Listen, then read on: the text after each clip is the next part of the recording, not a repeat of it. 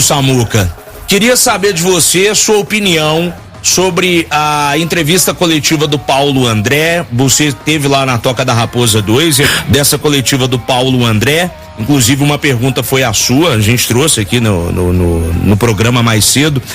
E aí, cara, o que você achou desse bate-papo do Paulo André, a primeira coletiva dele desde que chegou à SAF, assumindo aí, né, mais uma função, digamos assim, na SAF Celeste?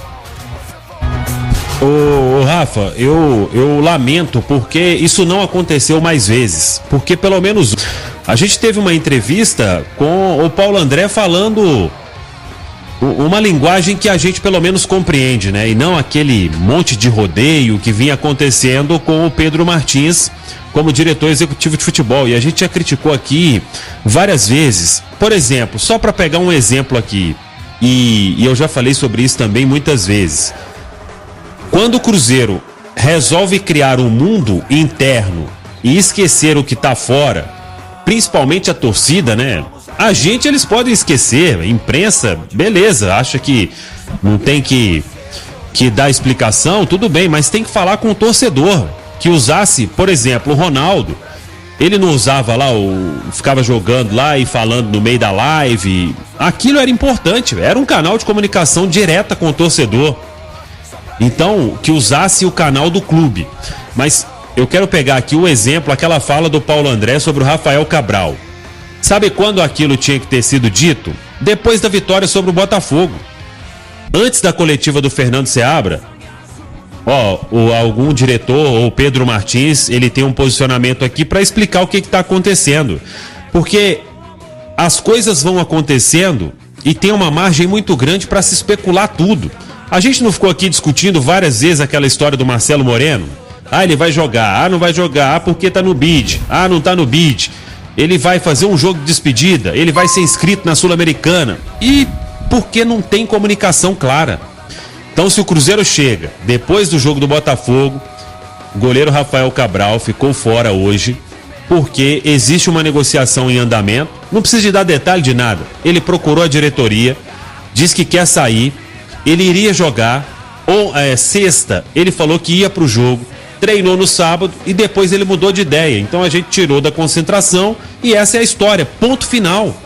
Não tem margem para especulação nenhuma, é o que está acontecendo e você está dizendo, sendo transparente, comunicando com o seu torcedor. E aí o que é que acontece? Passa, o goleiro tá treinando, não vai para concentração, não joga, passou um tempo, ele tá lá em Porto Alegre. Passou mais um tempo, ele tá dando entrevista falando que escolheu ir para desafios maiores. Aí fica difícil, né? Então, que isso seja uma rotina. Reconhecer erro é uma atitude muito nobre. E quase não se vê isso no Cruzeiro.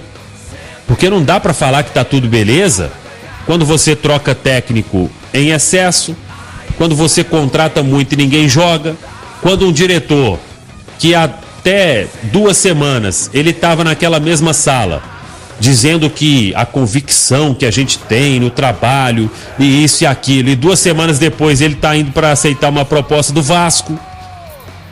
O seu goleiro que tinha contrato de 2 anos, ele faltando poucos dias para a janela, ele já deixa o clube um pedido dele e aí tudo acontece. Então o Cruzeiro precisa comunicar e comunicar bem.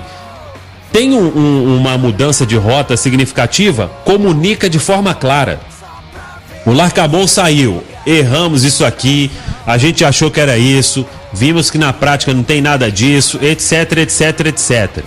A explicação sobre a saída do Larcamón, o Pedro Martins deu aquele dia lá que a gente foi na apresentação do Seabra, e ficou naquele rodeio, não chegou a lugar nenhum e só que o Fernando Seabra era a solução de todos os problemas.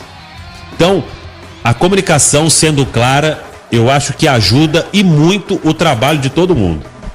E Samuel, para fechar contigo aqui, cara, uma coisa interessante foi até a primeira sonora que a gente trouxe. O Paulo André ter que assumir que sim, erramos. Não vou falar que foi moleque, né, que é aquela brincadeira, errei, fui moleque e tal, mas ele finalmente assume que tem muita coisa que não foi tomada de atitude correta, muita coisa que foi errada na SAF. Como é que você recebeu essa sonora dele ali? Como é que você absorveu essa declaração dele estando ali na Toca da Raposa, cara? Porque demorou, inclusive, a assumir, né? Acho que todo mundo já questionou isso por várias vezes, sobre assumir erro. E volto a repetir aqui, isso é uma atitude nobre. Eu errei, a gente errou, a gente tentava isso. E quando ele fala sobre errar de uma forma menor, né, um erro que custe menos, isso tinha que ser falado o tempo inteiro. O erro do Pepa, o erro do Zé Ricardo, o erro do Larcamon, o erro do Seabra tá aí e ter ido para outro lugar e volta, o erro de não ter utilizado a base como deveria.